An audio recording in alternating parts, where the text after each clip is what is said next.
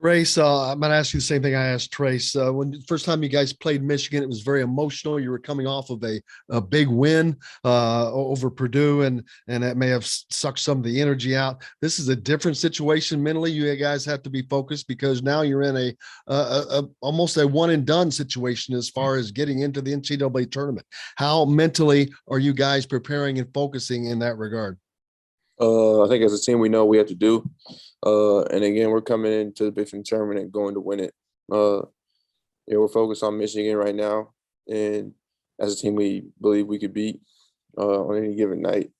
And we can't play them last time. I think we were riding a little bit high, and you can't do that. Otherwise, you'll get beat in the Big Ten. So we're ready to play and excited to get down there.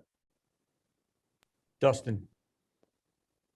Race, kind of keeping going on that, I guess one thing that they were able to do last time was obviously spread you guys out, get you sort of in scramble situations and kind of get open shots against rotations. I guess what in particular needs to be better there? I guess if you guys have studied that tape, what did you look at and see breakdowns on that and how do you go about just fixing those and make sure they're not getting as many open shots?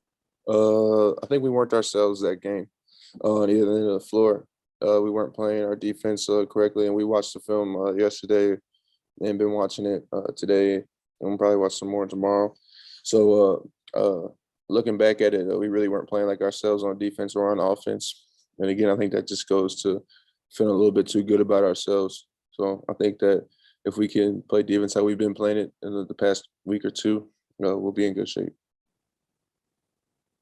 Jeff. Hey, Race, appreciate your time. A lot of people made the assumption on senior night with the emotion that you showed, the way you talked, the way Woodson talked about you, that your decision has kind of been made. I'm just curious if you could just sort of explain sort of where you at or in your process, and do you have, at least in your mind, an idea of what next year is going to look like for you? I haven't made any decision yet if I'm leaving or if I'm coming back. Either or is up in the air.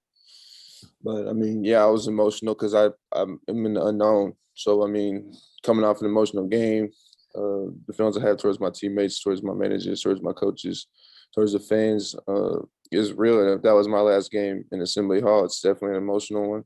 But again, I mean, it's very possible I could be coming back, and again, it's just really up in the air. Gotcha. Zach. And the other question I had was, as far as you guys entering the Big Ten tournament, life on the bubble, the NCAA tournament bubble. Trey said that, yeah, it's out there. Everybody talks about it. What's it like as a player? I mean, do you look at it day to day, the bracketology? Do you talk about it? Do you try to avoid it when you can? Or give me a player's view how you guys handle that. You can't really avoid it. I mean, that's what we do. We play college basketball. We watch college basketball all day. So, I mean, if you're watching the game, you're hearing about it and everything. So, I mean, again, I said it before, we know what we have to do in order to get where we want to go, which is the NCAA tournament. And I mean, again, we're going to Indy to win the Big Ten tournament, and we all believe we can do that. We just got to figure out a way to finish these games.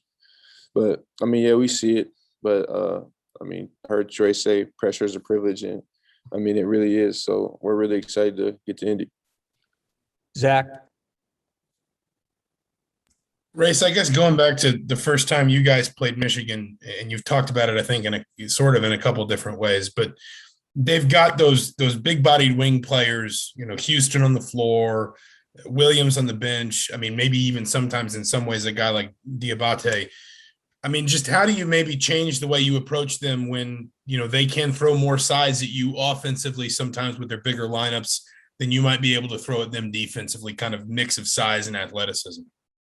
I mean, again, I think it just comes down to how hard you play. I mean, I played the 5 last year, and I think I did a good job guarding the 5. I mean, it really just comes down to the effort you're willing to put in. And I think that going to Indy, we got to go balls to the wall and give all we got every game. So, I mean, they got big guys. And so do we. So, I mean, we'll be ready when it comes down to it. Kevin. What do you think has been different about Xavier the last few weeks, and how do you guys kind of try to continue to feed off his energy and what he's providing for the offense? Yeah, he's been really good for us. I mean, he's the head of the snake in my eyes. We go as he goes. So, I mean, he's been really locked in practice, watching film, putting extra work in, and just keeping his head down and just staying focused on the team and how he can do his best to make our team better. So, I mean, I think we can get him to keep doing that for the rest of the season, and we'll be a tough team to beat. Last question, Mike Schumann. Yeah, Race, I'm sure you're not in the mood for moral victories of any sort, but did that game on Saturday at Purdue, one of the best teams in the country, tough place to play, did that do anything positive for you guys, just knowing that, hey, man, we competed, we were right there? I mean, you could say that about a lot of games this season. I mean, we're really in most of the games right up until the end. So, I mean, we know we can beat these teams. We just got to really figure out a way to beat them. But, I mean, I wouldn't say it gave us confidence because, I mean, we didn't win the game. But, I mean, we know we can play with anybody in the country any given night. So, I don't think that's new based off our last game. But, I mean, we all know that.